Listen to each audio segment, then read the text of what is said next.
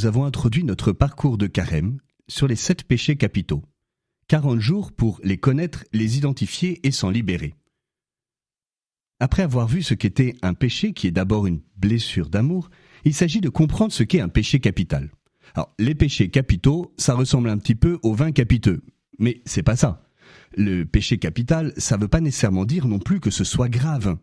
Souvent, nous ne comprenons pas les péchés capitaux. Et il y a même des publicités qui régulièrement font la promotion de ces péchés capitaux, comme une incitation à la consommation. De fait, les péchés capitaux nous aident bien à consommer, ça c'est sûr. Capital, en fait, vient de tête, caput en latin. La capitale d'un pays, c'est la ville qui est à sa tête. Et la peine capitale, c'est couper la tête de quelqu'un. Autrement dit, le péché capital, c'est un péché qui a la tête d'autres péchés. C'est comme une porte d'entrée d'autres péchés en nous. C'est à travers ces péchés capitaux que les autres péchés pénètrent dans notre cœur et notre vie. Et les péchés capitaux vont engendrer d'autres péchés, en pensée, en parole et en acte, et nous le verrons tout au long de ce parcours. C'est pourquoi il est bon de les connaître et de lutter contre. C'est une bonne stratégie spirituelle.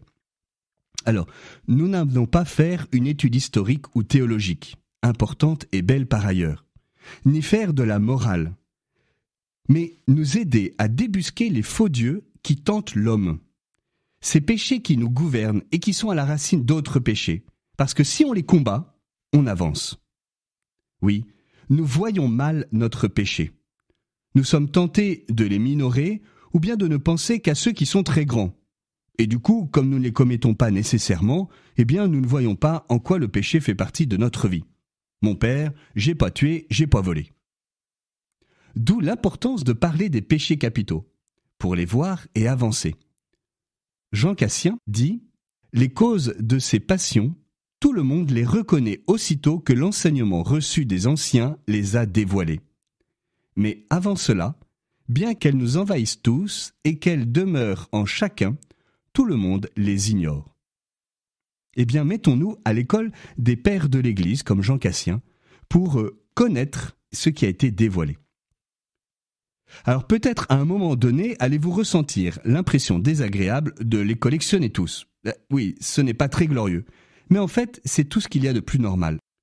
Oui, nous devons le reconnaître, nous sommes orgueilleux, gourmands, luxurieux, cupides, jaloux, colériques, ascédiques. Selon nos tempéraments, nos éducations, nos blessures aussi, nos fragilités, nos choix de vie et nos mauvaises habitudes, nous sommes plus sensibles à l'un ou l'autre de ces péchés.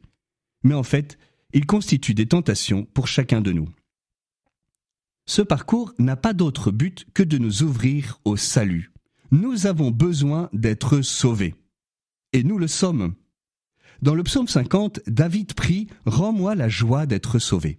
Eh bien, notre joie de chrétien, ce n'est pas que nous sommes parfaits, dit que nous y arrivons tout seuls, mais notre joie, c'est que nous sommes sauvés. Par Jésus, Dieu sauve. Alors à partir de demain, nous allons passer en revue les uns derrière les autres les 7 péchés capitaux. L'orgueil, la gourmandise, la luxure, l'avarice, la jalousie, la colère et la paresse.